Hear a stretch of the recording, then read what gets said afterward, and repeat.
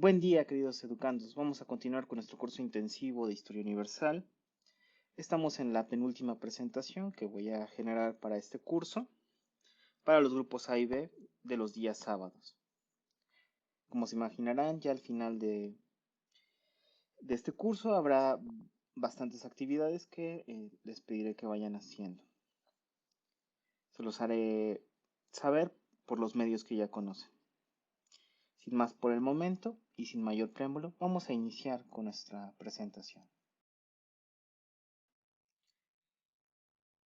Como ya es una tradición, viene lo que dice Wikipedia. Se los pongo para que ya no lo busquen. Y les dejo un par de momentos para que le pongan atención. Las causas de la Primera Guerra Mundial.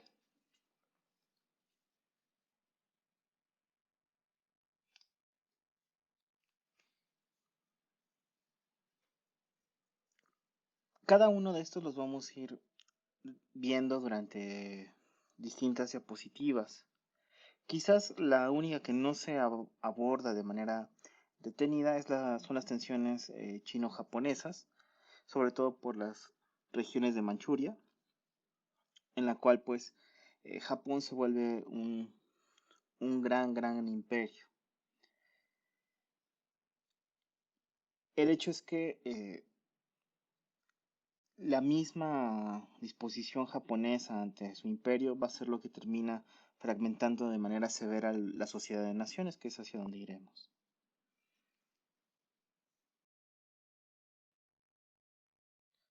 La Sociedad de Naciones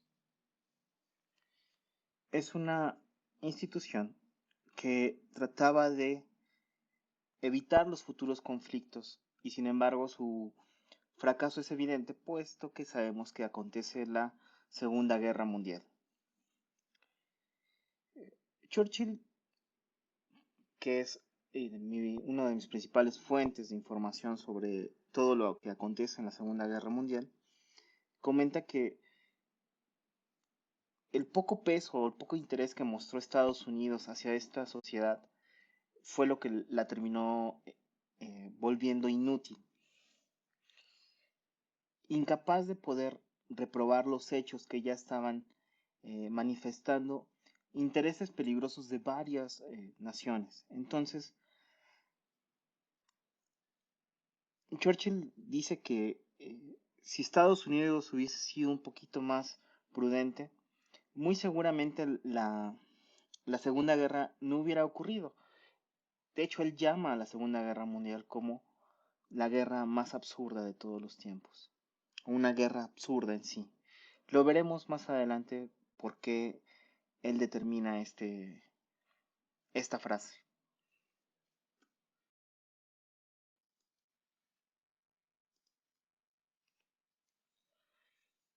Los tratados de Locarno son un antecedente importante, relevante, sobre todo para entender cómo se estaban estructurando o cómo trataban de solventar todos los estragos de la Primera Guerra Mundial.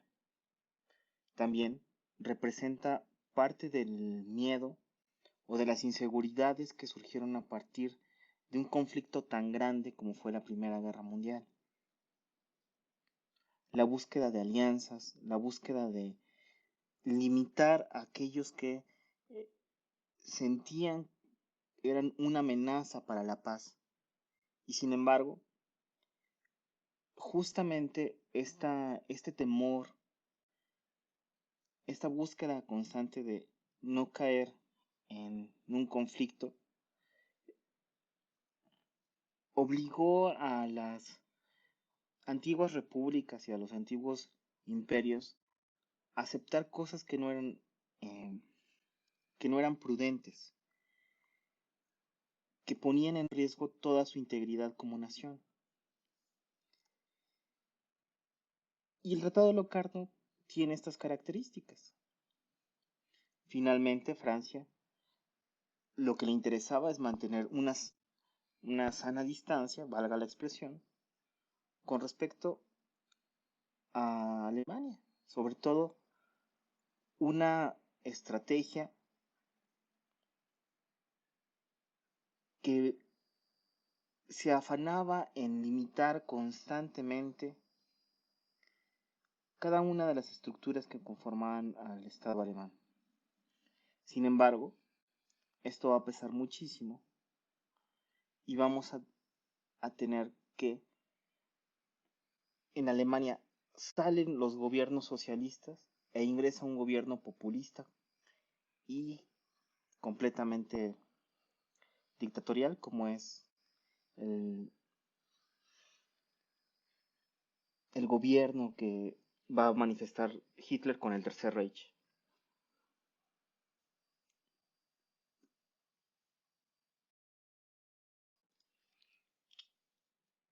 Antes de la crisis del 2008 y posiblemente de la crisis que se venga a partir de esta pandemia, hubo una gran crisis que es el paradigma de todas las crisis que se evalúan o que han venido sucediendo. La crisis del 29. Sus motivos, sus alcances fueron terribles. Generaron tristeza, pobreza, una gran cantidad de revueltas sociales y eh, una incapacidad por parte de los estados de, de detener una serie de intereses bastante cuestionables por los dueños del dinero, que en este caso en Nueva York era la bolsa de Wall Street. Cometieron muchísimos errores. Un ejemplo de estos era la venta de acciones. Tú podías comprar una acción de alguna empresa que tú quisieras, pero para comprar esa acción no tenías que pagarla completa. Podías pagar únicamente el 10% y ya eras dueño de esa acción. Sin embargo, lo que estaba ahí como un tema es el 90% que debes, a pesar de que decías que lo ibas a pagar en plazos. Cuando las acciones ganaban dinero, pues tú tenías eh, esa ganancia. Y la mayoría de la gente, en vez de pagar el costo real de la acción, se gastaba ese dinero. Cuando finalmente se da el crack bursátil y se tienen que cobrar todos y cada uno de los créditos que están pendientes, esto genera la bancarrota de todos los bancos. Se inició en Nueva York y sin embargo a todo el mundo afectó. Y es el ejemplo de lo que es la especulación financiera, que es muchas veces la simulación de que se tiene algo que no se tiene. La responsabilidad fue completamente de estas personas ambiciosas y de, evidentemente, el gobierno el gobierno americano que tenía una disposición de no vigilar las acciones de Wall Street. Ante la gran afectación que padeció, sobre todo Estados Unidos, el gobierno tomó una disposición interesante. Utilizó el gasto del gobierno en obras para emplear, aunque fuese momentáneamente, a muchas personas que no tenían ni siquiera para comer. Esta primera medida, ante los ojos de los economistas, dicen que no fue tan efectiva. Sin embargo, ante los testimonios de las personas que padecieron esto, decían que la importancia no estaba tanto en la solución a largo plazo, sino que les daba la esperanza de que podían salir adelante. Y muchas veces eso es lo que los economistas olvidan, que una decisión no necesariamente tiene fines prácticos, sino que se busca sobre todo incentivar la confianza en la gente. Este rubro que es inmaterial, pero que es necesario para que un país se mantenga a flote.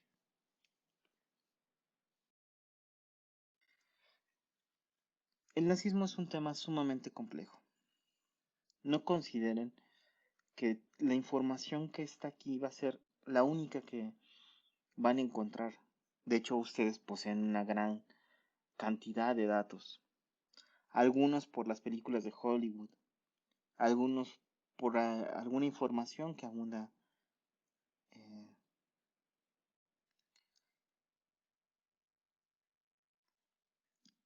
que abunda en las redes sociales o en internet. Sin embargo, es muy complicado establecer cuáles son los elementos más adecuados para hacer un análisis serio del problema del nazismo, porque fue un problema. Muchos consideran que el problema del nazismo está únicamente limitado por la persona de Hitler, que él es a quien tenemos que estudiar. Sin embargo, cuando uno trata de entender este problema, se da cuenta de que él solamente fue la cabeza de un sistema. Y la pregunta es cómo un sistema de estas características se pudo instaurar. ¿Qué pasaba por el mundo, por los alemanes, en su interior, de aceptar estas condiciones que pusieron en tela de juicio la humanidad misma de quienes acotaron órdenes y siguieron esta cuestión? Porque esa es una de las cosas que va a pasar mucho durante eh, los juicios de Nuremberg, que más adelante los veremos. La consigna era: yo solo obedecía. Y tenemos que ver si eso realmente es una justificación que debemos de tomar en cuenta, o si justamente ahí están todos los peligros.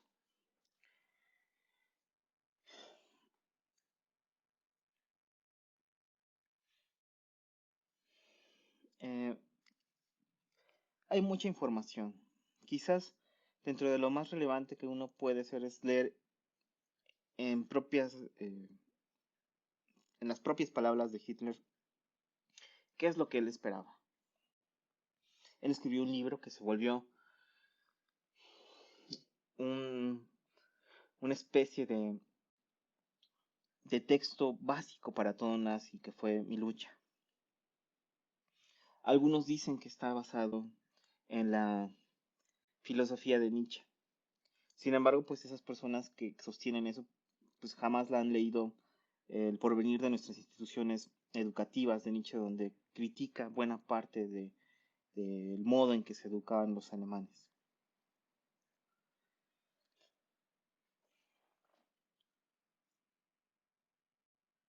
Creo que es importante también señalar elementos peligrosos del discurso de Hitler. Lo primero es que él se presenta como una persona sencilla y parte de su retórica está en, primero, decir que él no escribe para estos intelectuales que nunca han salido eh, a las calles a conocer la realidad, que esto es algo que hoy en día se repite como una litanía por varios pseudo intelectuales que hablan de la necesidad de que el intelectual conozca el sentir de las personas. Eso fue parte de la retórica de Hitler. Incluso dice que el discurso vivo siempre y la oratoria va a ser siempre superior a, a lo que está escrito. Sin embargo, dadas las circunstancias, él se ve obligado a escribir esto. Otro aspecto que tiene con este sentido de ser una persona común es que él cuenta lo difícil que fue para él perder a su padre, lo difícil que fue para él perder a su madre, su desconfianza hacia la política y posteriormente su llegada a ella.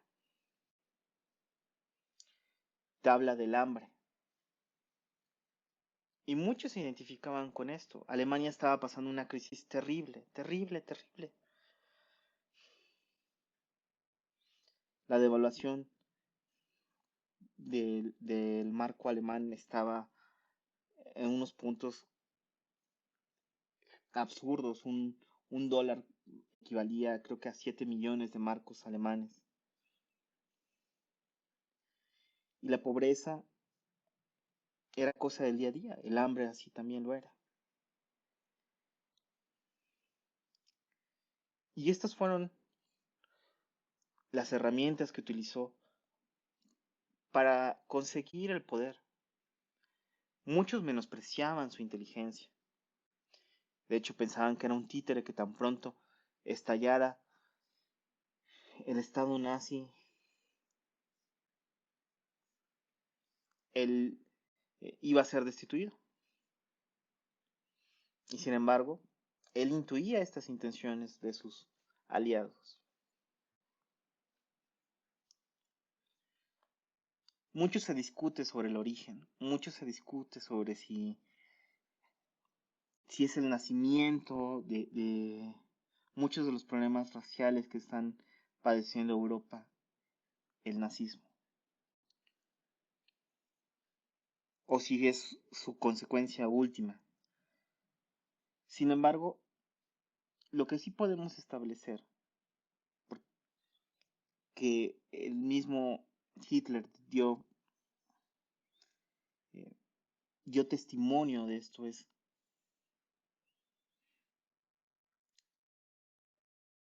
los peligros y los afanes de la implicación de un nacionalismo absurdo, de tratar de entender y menospreciar a los demás por ser diferentes, y diferentes en cosas realmente que no tienen sentido. La presente diapositiva la realicé con la finalidad de que no se nos olvide que Japón fue parte de esta alianza entre Italia y Alemania, porque a veces no se da el peso específico ni de los alcances que tuvo el imperio japonés, ni desde su gran pericia en la guerra, que se vio representada con la guerra contra los rusos y la Primera Guerra Mundial.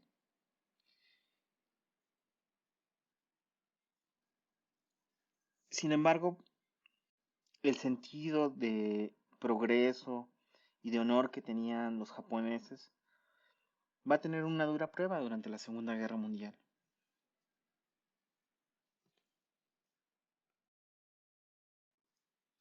El fascismo italiano. En pantalla tenemos a Mussolini en una foto bastante extraña, el Duque, así se le conocía. Mussolini fue un ex socialista y casualmente son los socialistas quienes más suelen utilizar y emplear de manera errónea lo que es un fascista.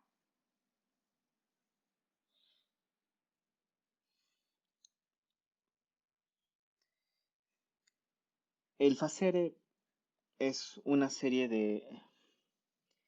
de pequeñas ramas que se concentran en una y generan eh, una columna, una fortaleza. Y es un llamado a la unión y a la búsqueda de justicia, según Mussolini. Sin embargo, esto fue claramente una manipulación. Lo utilizó para ir sesgando y quitando los elementos de poder que le estorbaban. Al igual que el Estado nazi, utilizó una estructura de medios de difusión y de comunicación. Utilizó a un partido como base esencial de sus ideas y criminalizó a todo aquel que representara una amenaza. También, un aspecto sumamente peligroso fue que identificó a algunas minorías como verdaderos enemigos del país, utilizando el miedo y el resentimiento, logró obtener gran parte de su poder.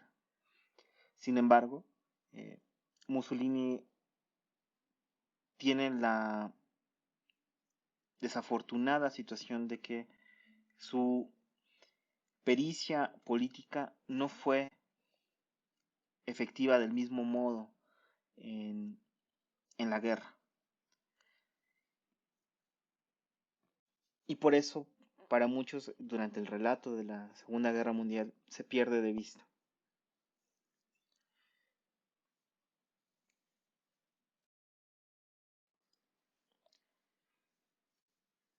El régimen comunista, como tal,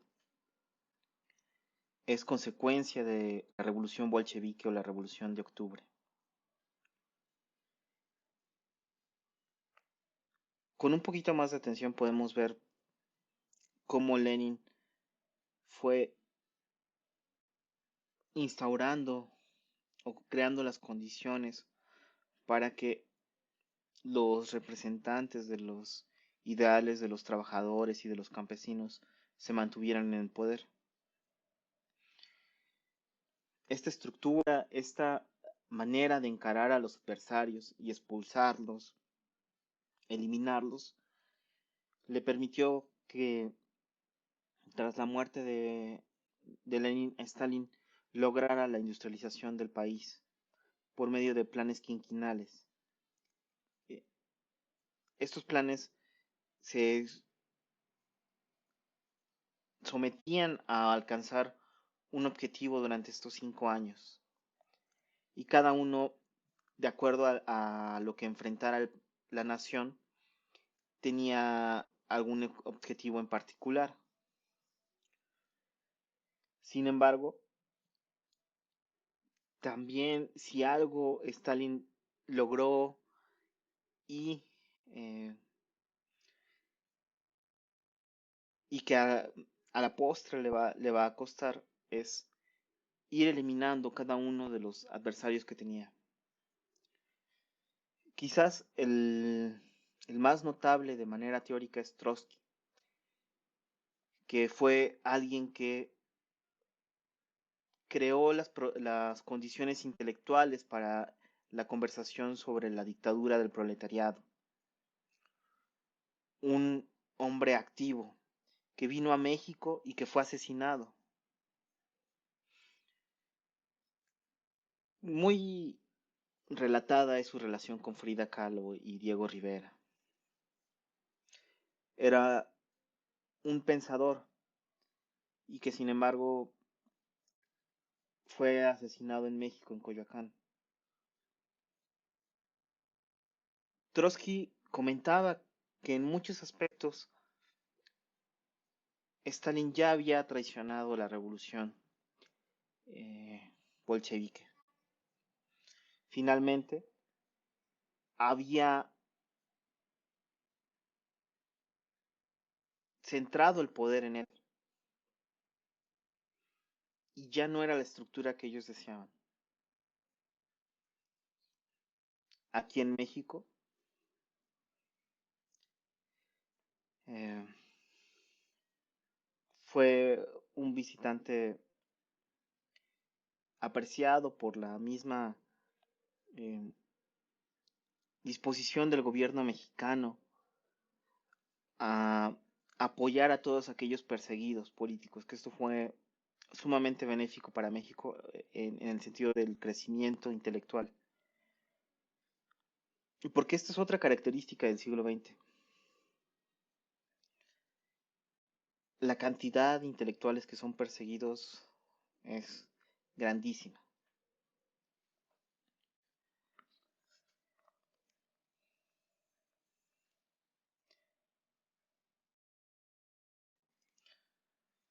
La Guerra Civil Española fue un acontecimiento que determinó gran parte de la vida intelectual de México.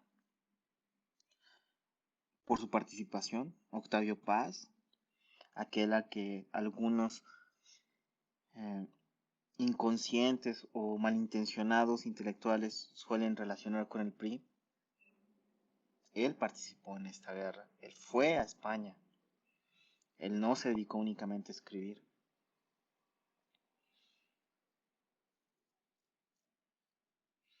Por su parte, muchas familias españolas exiliadas encontraron el refugio y un nuevo hogar en México. El enfrentamiento, como muchas veces pasó en el siglo XX, militares quieren establecer un régimen totalitario, socialistas se oponen,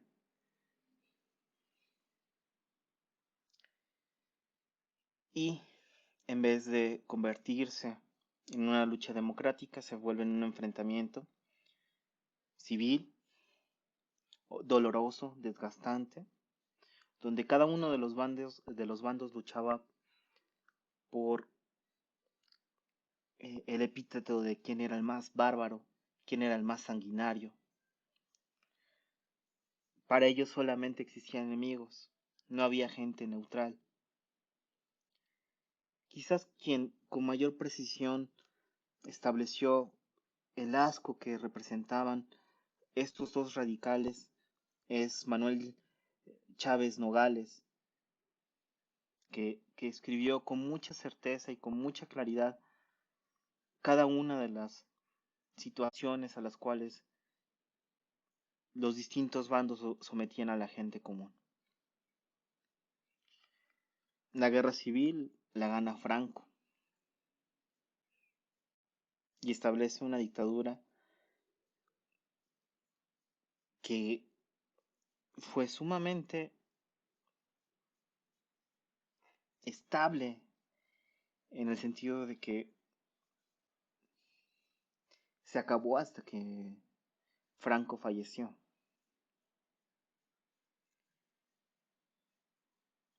dejando una huella y un desconocimiento de cuántas personas realmente fallecieron. Los poetas a veces son representantes de las personas. Antonio Machado dijo, para los políticos, para los historiadores y sociólogos, perdimos la guerra, pero para los poetas.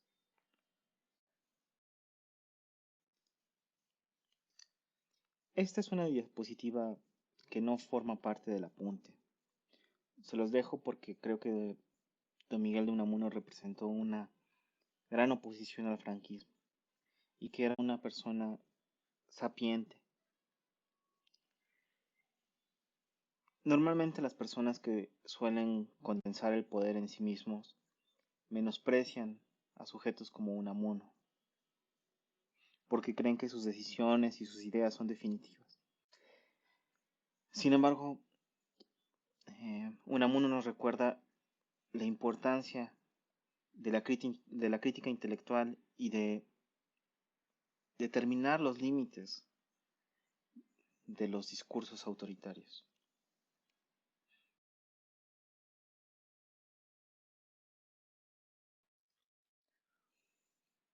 Cuando Churchill dice que la Segunda Guerra Mundial es una guerra absurda,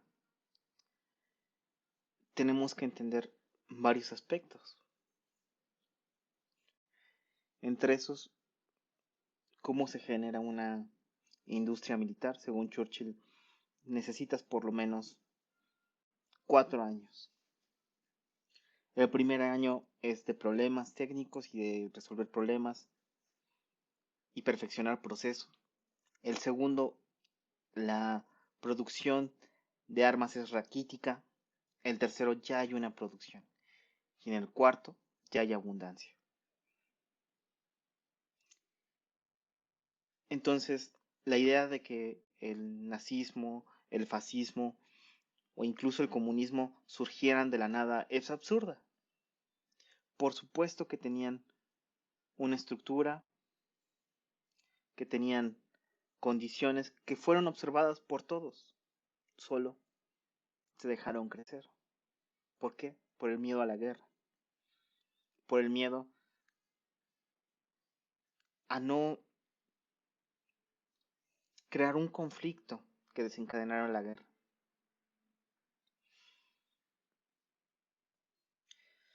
La carrera de la industria militar en Alemania empezó en 1936. Esto quiere decir que pudo haber sido evitada por lo menos en los primeros 3 años. Y sin embargo, hay premisas que son importantes. Las personas no les gusta las decisiones, las decisiones que nos llevan a la guerra. Las detestan. O cualquier tipo de carácter belicoso.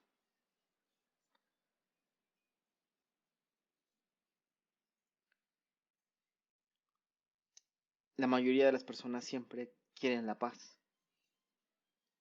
Es una condición natural, una condición humana. Y por eso, hablar de la necesidad de invadir a un país es un tema polémico.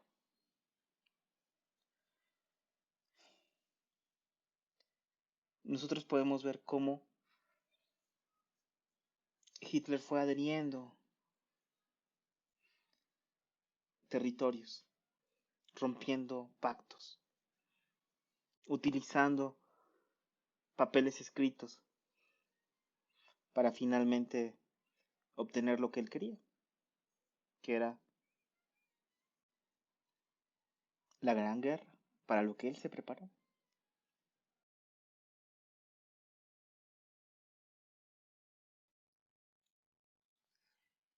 En Inglaterra, en las elecciones se presentaron Chamberlain y Churchill. Cada uno tenía plataformas muy distintas, opuestas. Chamberlain prometía que no iba a haber guerra con Alemania, que su estrategia era buscar con la diplomacia adecuada la paz. Creía que los intereses de Hitler se podrían saciar con ciertas,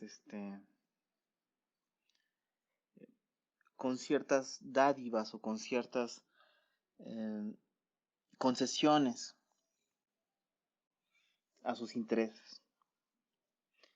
Por su parte, el opositor Churchill decía que su plan o su estrategia con Alemania era la invasión directa.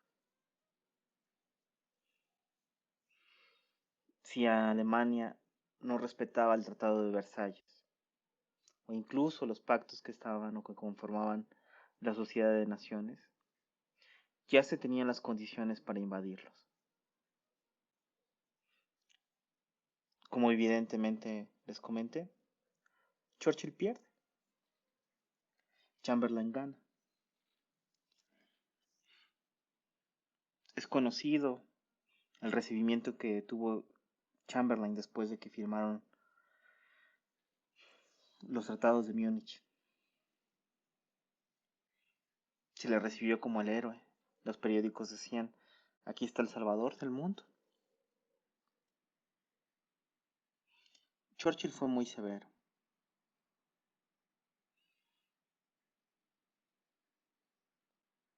Les dijo que se acababan de consumar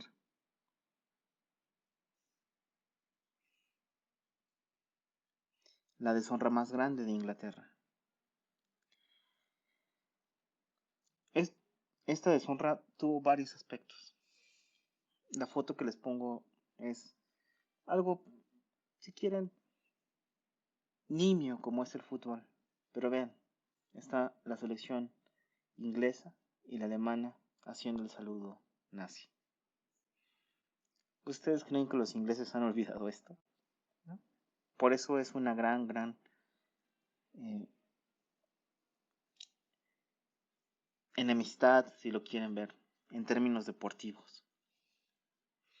Pero tiene sus fundamentos en la guerra.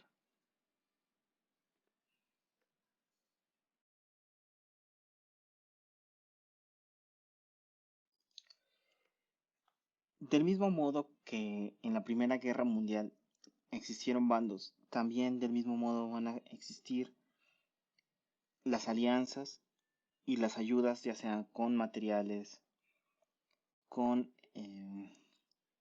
tropas, con materias primas. Asimismo van a aparecer en la Primera Guerra Mundial. Les pongo las potencias del eje Berlín-Roma-Tokio para que vean cómo se estructuraron.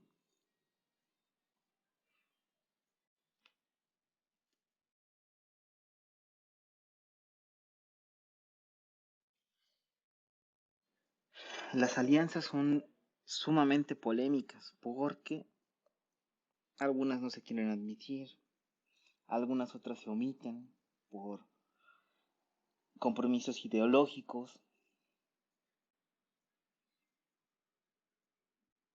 Por ejemplo, muchos pensadores marxistas no podían creer que la Unión Soviética tuviera un pacto de no agresión con los alemanes nazis.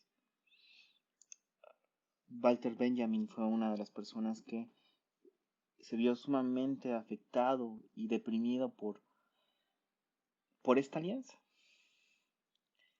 Muchos de estos países que apoyaron al eje no fueron juzgados con la misma severidad. De hecho, pues muchos consideran a la Unión Soviética los grandes héroes de la Segunda Guerra Mundial, los que verdaderamente derrotaron a Hitler. Y a veces omiten que firmaron pactos de no agresión y de cooperación. Finlandia, por su parte, también tuvo una alianza con el Estado del Tercer Reich, que nunca se firmó, pero que mostraba la preocupación que tenían los finlandeses ante el Estado comunista. Varios países también mostraron sus limitaciones y argumentaron que apoyaron al eje no por cuestiones ni convicciones, sino únicamente porque estaban obligados debido a la fuerza y a la magnitud del poder que tenían estas tres naciones.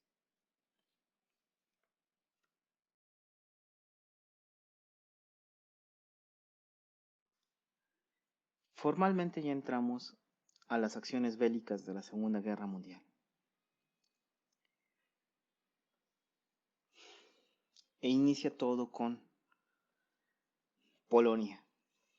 No porque Austria y Checoslovaquia no importen, sino porque la historia nos comenta o nos hace ver que como tenían cierta afiliación germana, no es su adhesión no era del todo arbitraria, según esta perspectiva, por supuesto. Sin embargo, con Polonia el asunto ya es severo. Nosotros vimos que Francia tenía un pacto con ellos y que la intención directamente de la invasión a Polonia es una próxima agresión a los franceses. Tras esta determinación de invadir Polonia, los soviéticos llegaron a apoyar esta invasión con, según ellos, el deseo de cuidar la presencia de varios eslavos que estaban presentes en Polonia. Se preocupaban por su seguridad y por eso invadieron también Polonia.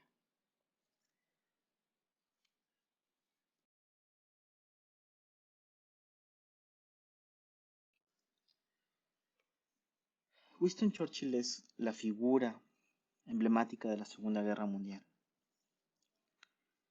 el gran opositor de Hitler.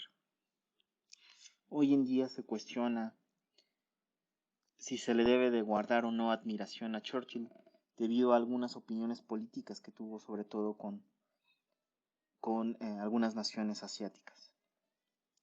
Las conciencias intelectuales del día de hoy le exigen al primer mandatario británico una pureza, una ortodoxia que no existía.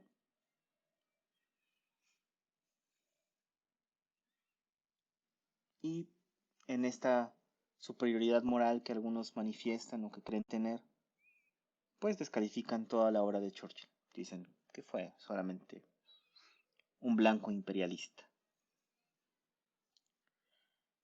Pero lo que no es una opinión, lo que no es una abstracción o una concepción banal de la moral, son los hechos que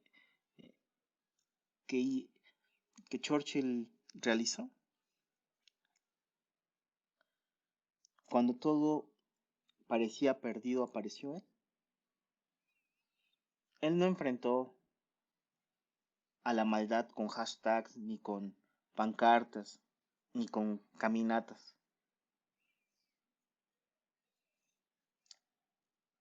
Él se dio la tarea de levantar a un país que se sentía traicionado, perdido. Chamberlain, después de la invasión a Polonia, renuncia.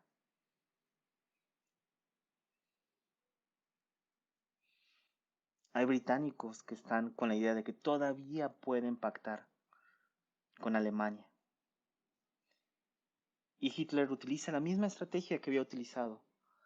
Sí, vamos a hacer las paces. Pero un sujeto que había roto tantas veces tantos pactos ya no era digno de creerse. Se dice que cuando Chamberlain partió con los acuerdos de no agresión,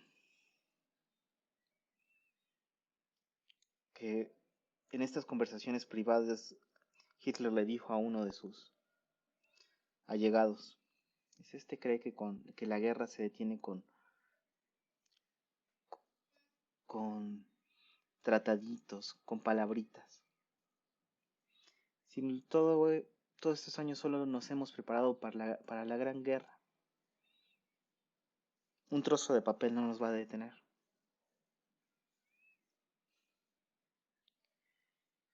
No solo fueron sus discursos lo importante de Churchill, él estuvo al frente. No solo es que escriba bonito, ganó el Nobel de Literatura. Algunos intelectuales dicen, no, sí, muy bonitos sus discursos, pero era mala persona. Pues este mandatario, a diferencia de todos los demás, estuvo en el frente. Casi muere de neumonía.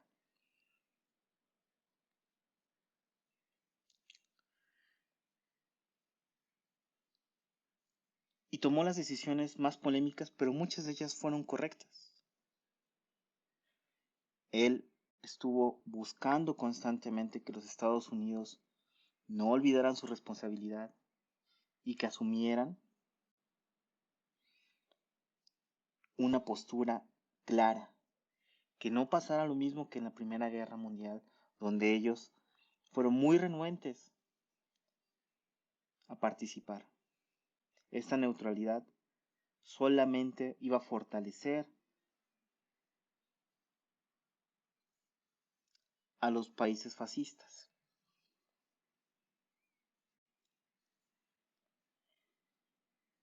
Y bueno, la última parte que les dejo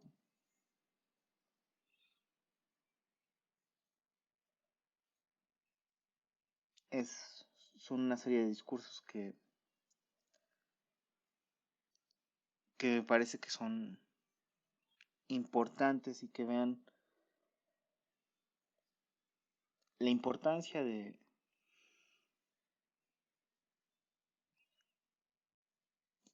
este hombre que fue sumamente prudente.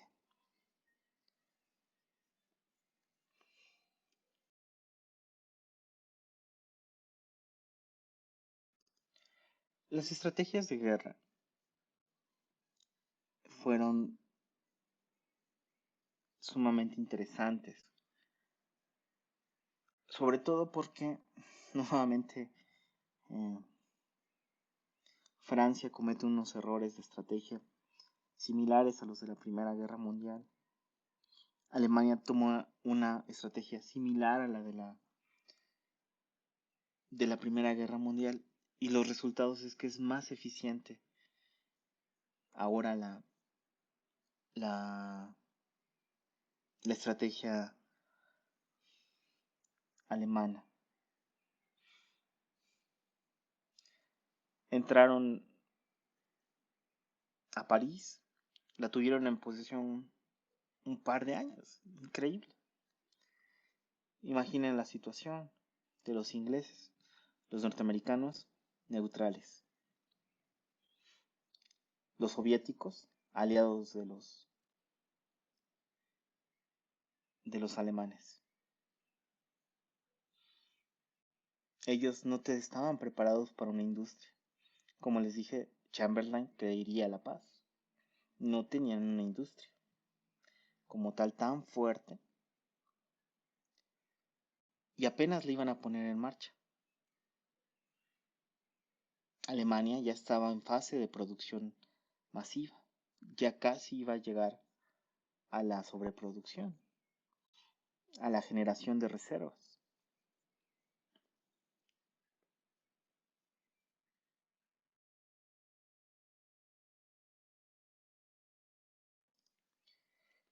La guerra relámpago solamente funciona con disciplina y con una determinación férrea. Yo sé que la estructura de lo que dice aquí el texto parece ser muy persuasivo, pero entiendan, los soldados podían pasar días caminando sin dormir o durmiendo muy poco. Se buscaba que caminaran por lo menos 24 horas seguidas para hacer ofensivas rápidas y eficientes. Este es uno de los pocos aspectos que hoy en día la mayoría de los historiadores todavía se permiten admirar de la disciplina del Tercer Reich. El otro aspecto que también se admira es Erwin Rommel, el zorro del desierto, que es polémica su figura. Hitler lo obligó a suicidarse. No se sabe si él estaba al tanto de los campos de concentración, sobre todo porque la mayoría de sus campañas fueron en África y en lugares no tan cercanos a donde se establecieron los campos de concentración. Y sin embargo, pues era un alto funcionario nazi, era casi imposible que no supiera qué fue eh, lo que estaban haciendo.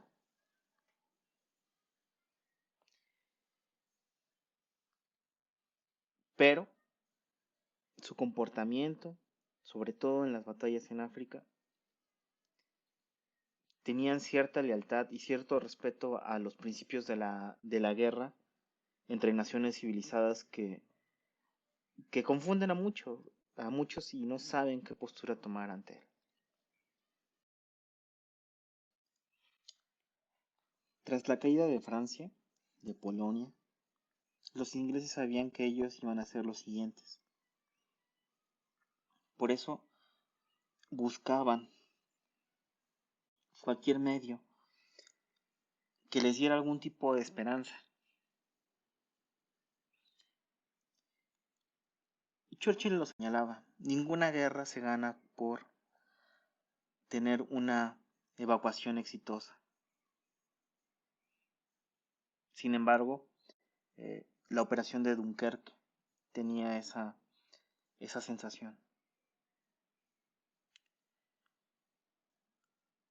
Algunos historiadores minimizan, dicen, no, bueno, es que todo lo principal lo hicieron los militares, porque algo que se resalta es que fueron pequeñas embarcaciones que fueron a rescatar a los soldados que estaban varados en Francia.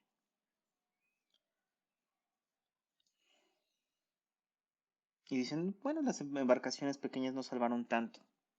Sin embargo, sí son síntoma de este espíritu,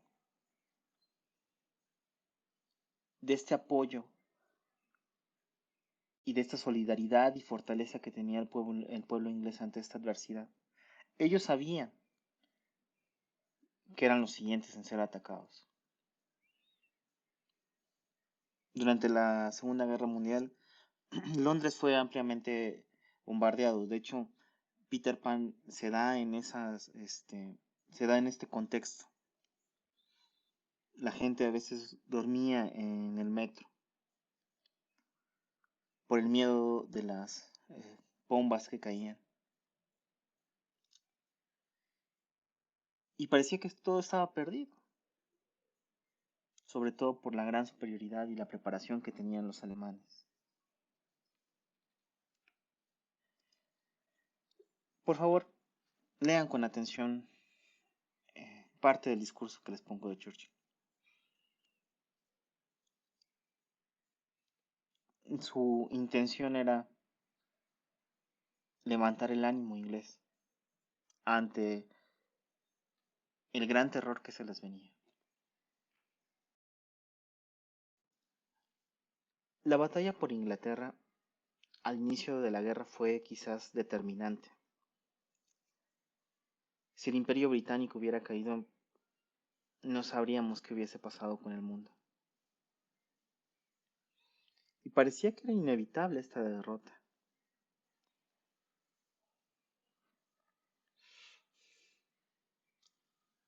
Las armas de los nazis y los aviones lo superaban por 3-1. Tenían alrededor de 3.600 aviones listos para bombardear Londres. Y las defensas británicas no llegaban ni al millar. Y sin embargo,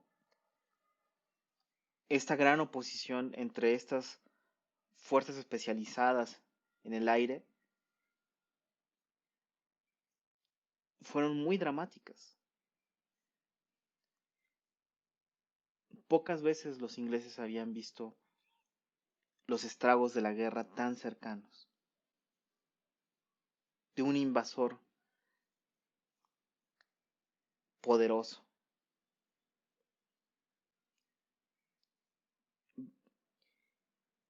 Y, sin embargo, increíblemente lograron mantenerse, sobre todo por la disciplina militar, con un poco de suerte y también con el apoyo técnico.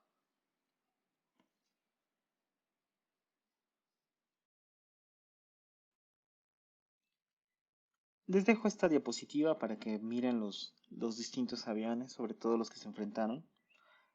En la parte de arriba está el avión británico y en la parte de abajo está el avión alemán.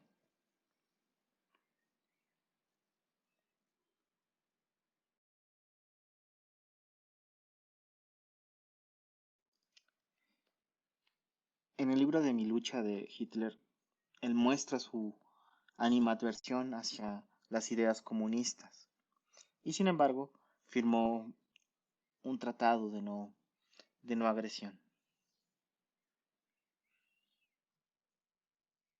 No se hizo tardar la traición a estos documentos firmados. Creer que ante la maldad basta únicamente compromisos de palabras o que se le puede teorizar y con eso ya se convenció, es sumamente inocente. y eso lo dejó en claro el modo en que Hitler rompía tratados y no respetaba ninguno eh, de los estatutos de la Sociedad de Naciones. No respetaba su propia palabra. No hay que olvidar que él mismo enfatiza que pues, la palabra escrita pues, no es tan importante a comparación de la oratoria que se manifiesta ante las masas.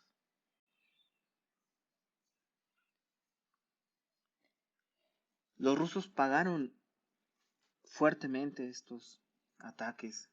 Las bajas que generaron fueron fortísimas.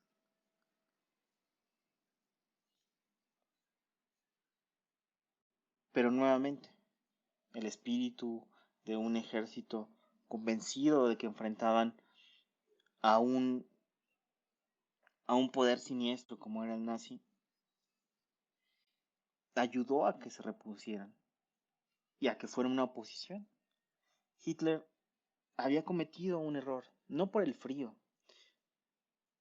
porque la operación Barbarroja estaba pensada para que fuera rápida, expedita. Ellos conocían los fríos de Moscú. No fue, no fue el frío como tal, sino el hecho de que no lo pudieran ejecutar de manera rápida. Los climas fueron extremos. Un día había menos 8 grados centígrados, otro día podían llegar hasta los menos 35, menos 40 grados centígrados. Y la maquinaria empezaba a fallar. Por eso esta imagen del tren varado en la nieve es paradigmática de lo que pasó.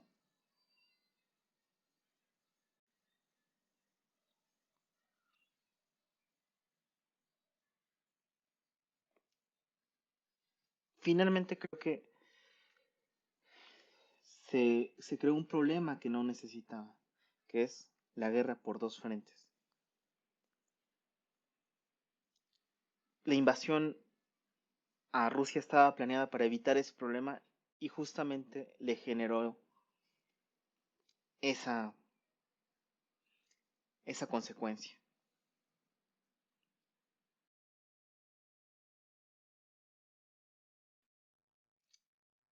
Estados Unidos, por convencimiento de Churchill, sobre todo por la Carta del Atlántico, donde Roosevelt y Churchill comparten una serie de principios de autodeterminación y de cuidados ante lo que se viene en la guerra, logra que Estados Unidos quite esta neutralidad y empiece a apoyar a los aliados de una manera más activa. Sin embargo, la consecuencia de esto es que debe de romper en muchos aspectos con los japoneses. Los japoneses eran un imperio sumamente disciplinado, que esto lo unía con el imperio alemán. Le compraban acero y petróleo a Estados Unidos. Tras la ley de préstamos y arrendamientos o arriendo, dejan de tener este suministro y Japón lo asume eh, como una agresión. Son conocidos y son muy famosos los aviones kamikazes. Estos aviones cuya determinación únicamente es hacer el daño. Pero hay que entender qué tipo de pensamiento o qué determina a una persona para, para ver su vida como desechable o como una herramienta para un fin mayor. Y pues en Pearl Harbor se dio todo esto. los japoneses rompieron ciertas formalidades de la guerra. Extraño en ellos, podríamos pensar. Sin embargo, la guerra transforma a las personas y a los países mucho más.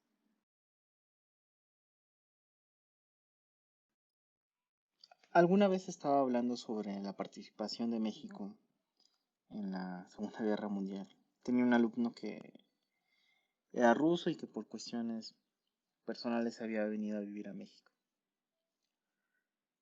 Y cuando mencioné la existencia del Escuadrón 201, él me dijo, ¿México participó en la Segunda Guerra Mundial? No, pues nunca, nosotros allá en Rusia nunca se nos comentó nada al respecto. Sin embargo, no fue un tema menor. Aquí les doy unas características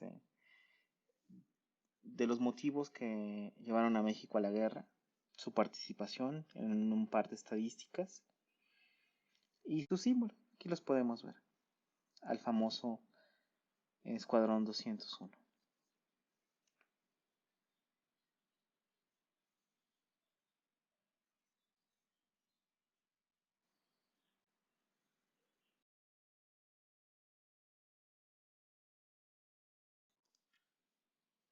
El día D o Normandía son ya la parte final de la Segunda Guerra Mundial.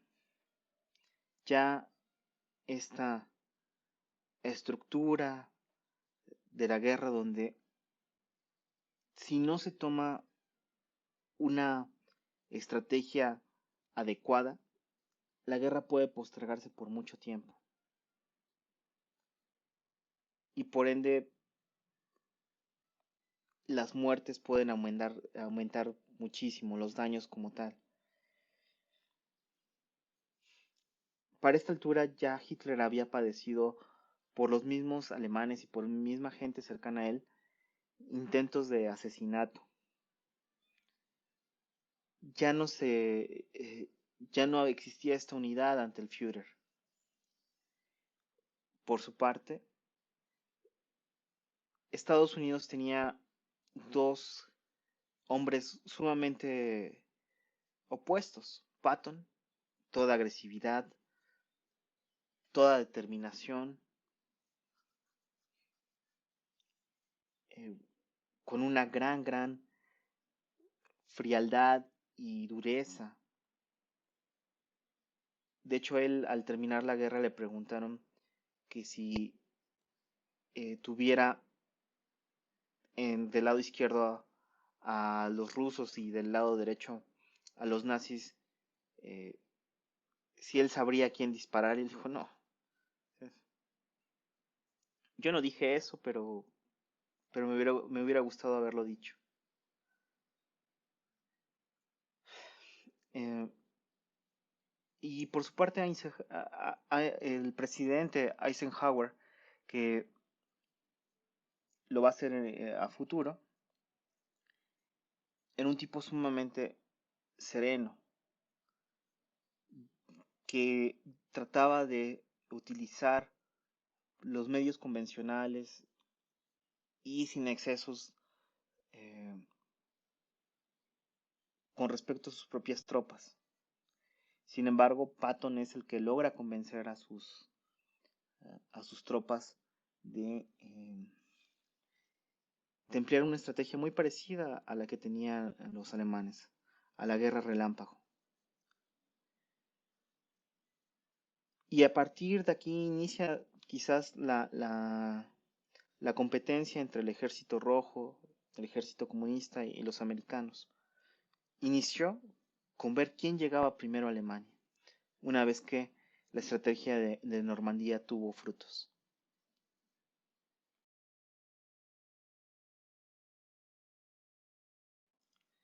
Un dogma moderno o una creencia generalizada, incuestionable, que es lo que es un dogma, es que la ciencia es buena, que nada malo se genera de ella.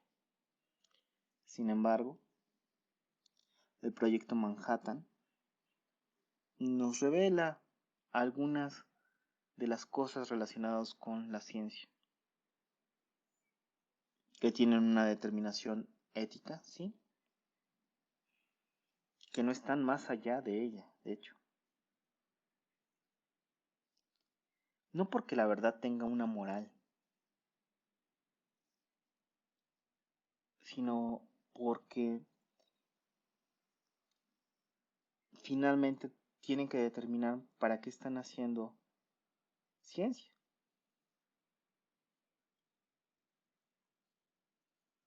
¿Por qué digo esto? Muchos de los que participaron en el proyecto Manhattan no tenían ni idea de lo que se estaban fabricando.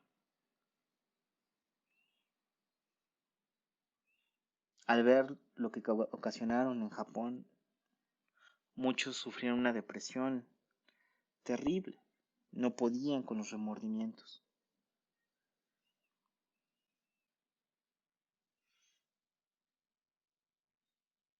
Porque finalmente participaron en la creación de un objeto que le daba una capacidad al ser humano que antes no había tenido. Una capacidad de destrucción inconmensurable con los tiempos anteriores.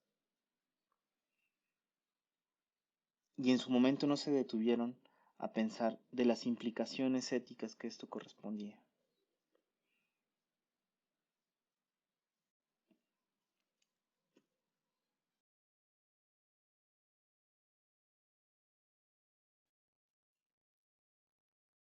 Hay un texto que siempre me cuesta leer por lo dramático que es y que se llama Flores de Verano. Este texto pues narra desde la perspectiva de un japonés que fue una bomba atómica.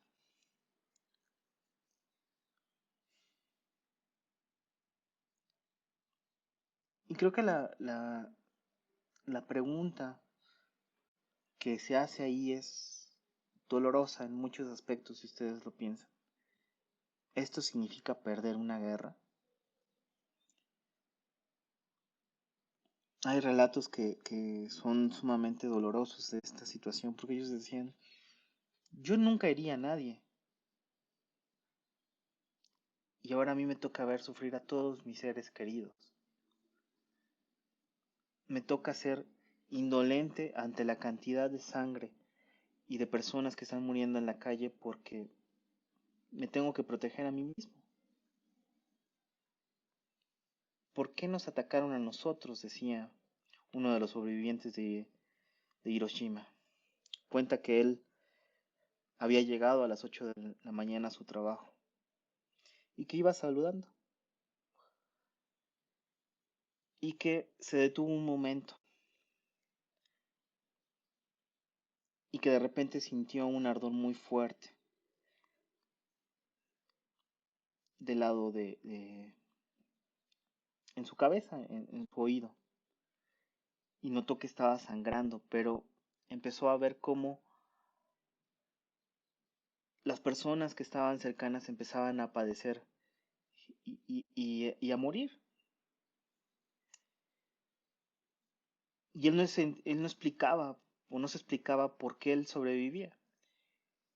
Posteriormente le dijeron, según este testimonio, que él sobrevivió porque justamente cuando él estaba caminando, eh, se detuvo frente a una columna donde tenía una estructura de acero e impidió que la radiación lo afectara del mismo modo que afectó a todos sus compañeros del trabajo. Que la única parte que no cubría esta columna era, en este caso, su oído.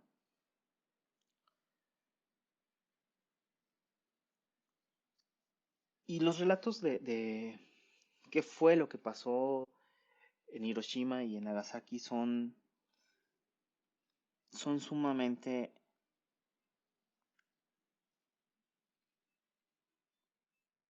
dramáticos, dolorosos, y es la pregunta para el siglo XX. y para las generaciones siguientes. ¿Qué significa perder una guerra cuando ya hay armas atómicas, armas nucleares? Y bueno, chicos, aquí solamente les reúno ya la parte de rendiciones, de muertes de los principales actores, para que los miren con detenimiento.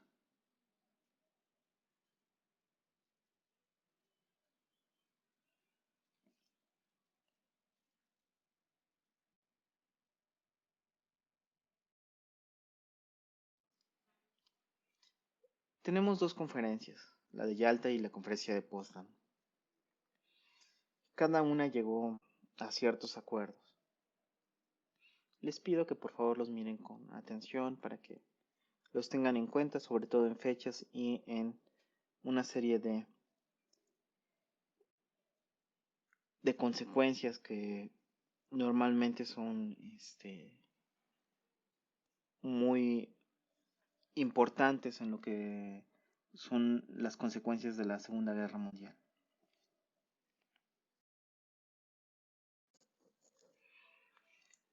Tenemos el surgimiento de la ONU, que es un organismo trascendental para la vida moderna. Finalmente, las preocupaciones por los estragos a los cuales se llegó la guerra culminan en tratar de buscar una institución que evite el derramamiento de sangre absurda. En este sentido, la ONU ha sido sumamente deficiente en muchos aspectos.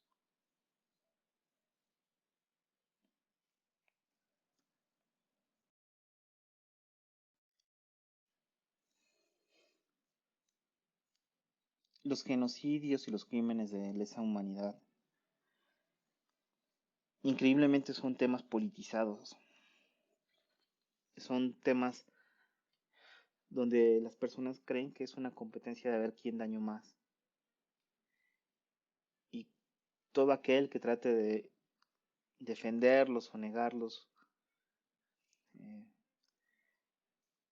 está cometiendo una insensatez terrible.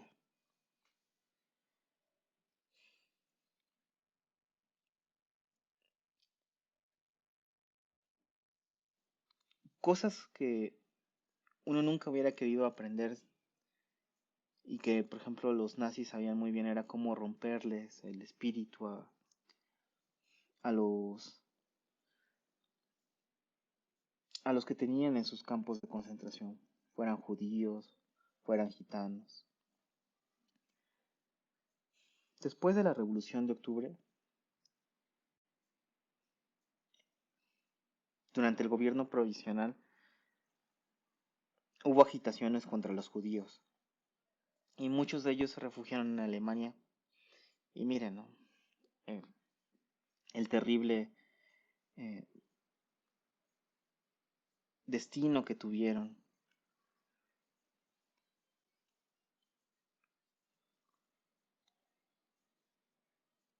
Cuentan algunos de los sobrevivientes algunas cosas sencillas, pero que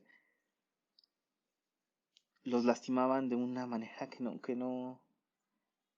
ellos mismos no entendían. Decían que durante todo el día, para quebrarles el espíritu, lo que les hacían era, les ponían una serie de rocas que tenían que mover de un lado a otro. Cuando ya llevaban todas las rocas, les pedían que les regresaran a donde estaban. Esta estrategia lo que demostraba era, o que quería hacerles ver, era que para ellos eran nada. Todos sus esfuerzos eran vanos. Querían demostrarles su nulidad.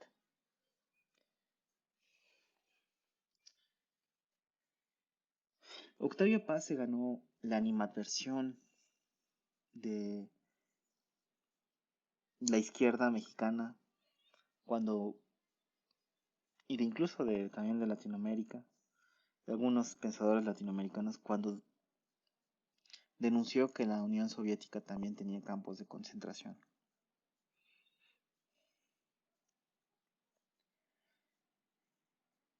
Hoy en día, que se toquen estos temas o que se cuestione la participación de la Unión Soviética, para muchos es como síntoma de fascismo. Sin embargo, es una discusión que se debe tener. Vean este crimen terrible que fue el Holodomor. 12 millones de personas fallecieron. Algunos politólogos dicen, no es un genocidio, no es un crimen de lesa humanidad. Fue un error muy grave, pero no fue un crimen. La justificación me parece pueril, pero ustedes pueden determinarlo e investigar para ver qué es lo que mejor les parece. Una de las cosas más complicadas de la Segunda Guerra Mundial es cómo juzgamos a las personas que hicieron tanto mal. Parece que sería fácil. Sin embargo, ¿a qué nos vamos a sujetar para juzgar a alguien? ¿A nuestros deseos de venganza? ¿A nuestro resentimiento? ¿A nuestro odio? ¿A la ley? ¿Pero qué tipo de ley? ¿Las de un país? ¿La de los países que fueron afectados? ¿Cómo castigamos a ellos? De hecho, es tan complicado este aspecto de los juicios de Nuremberg que antes era más sencillo encontrarlos en internet completos, íntegros. Hoy en día es difícil encontrarlos sin esta voz molesta de History Channel y esta narración de como si fuera una película. Fueron unos juicios sumamente complicados.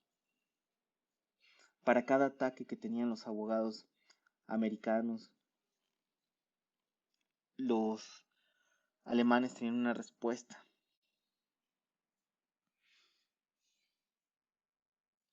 No solo una respuesta, sino un paralelismo con lo que hacían naciones cercanas a ellos, incluso los Estados Unidos.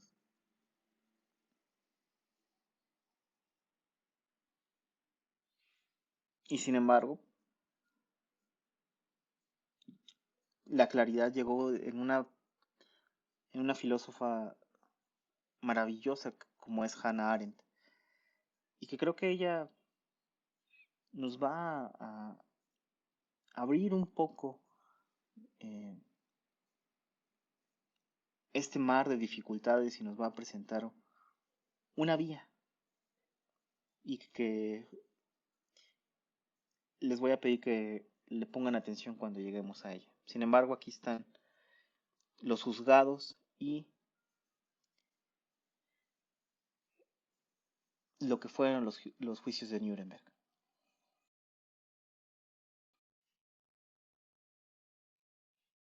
Y tenemos la parte final de las consecuencias.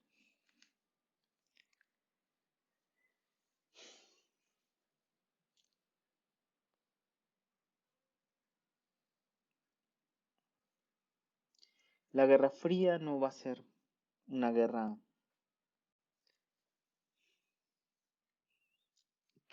de la cual podamos afirmar que se aprendieron de los errores del pasado. Una guerra que evitara cometer crímenes contra la humanidad, homicidios deplorables. Desafortunadamente, ambos bandos parece que van a luchar por una etiqueta de quién es el más injusto.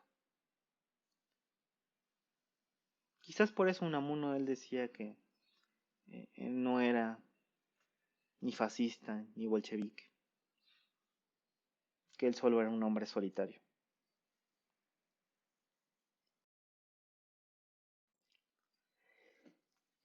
La banalidad del mal de Hannah Arendt. Hannah Arendt fue una mujer judía, alemana, que estuvo enamorada de un miembro del partido nazi como fue Heidegger y que huyó a los Estados Unidos. Escribió un texto que se llama Eichmann en Jerusalén, donde narra todos los elementos absurdos, bizarros de este juicio, que fue un juicio trascendental para el Estado de Israel. Es la única vez que se ha aplicado la pena de muerte en Israel.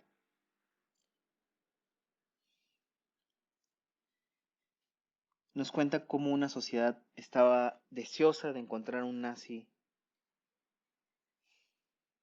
malévolo, maligno, una entidad del mal, un Macbeth, un Yago, personajes clásicos de la literatura. Y lo que encontraron en Eichmann fue únicamente un burócrata cuyo argumento más fuerte era: yo solo seguí órdenes y traté de ayudar, porque pues ese era mi único interés, o sea, ayudar a mi país.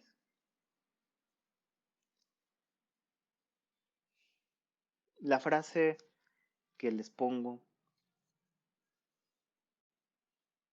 tiene que ver con eso. Si podemos asumir culpas que no son nuestras, de acciones que nosotros no cometimos, si existe realmente, si es posible este término que hoy en día utilizan con una franca irresponsabilidad, como es hablar de deconstruirse y decir que uno ya derribó su sistema de creencias. Esas son palabras vacías, si no le acompañan acciones. Es un modo que tienen algunos intelectuales para presionar a la gente de que sucumban a cierta ortodoxia, donde no puede haber discrepancia. Y finalmente, pues, esto es en suma peligroso.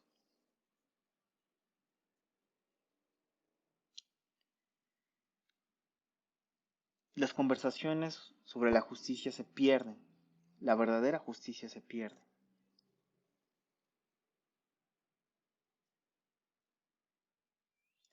Si empezamos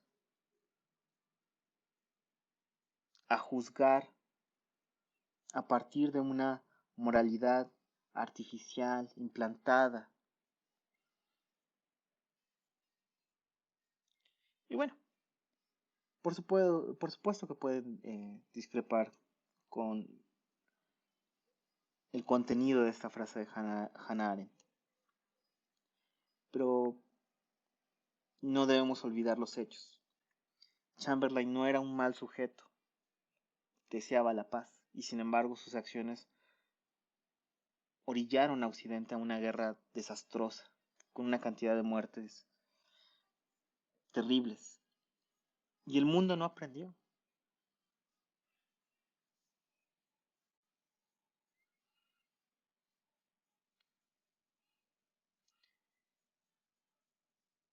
Por eso creo que es refrescante la imagen de Hannah Arendt. Y muy recomendable. Ya sin más por el momento, les agradezco haber llegado a esta parte.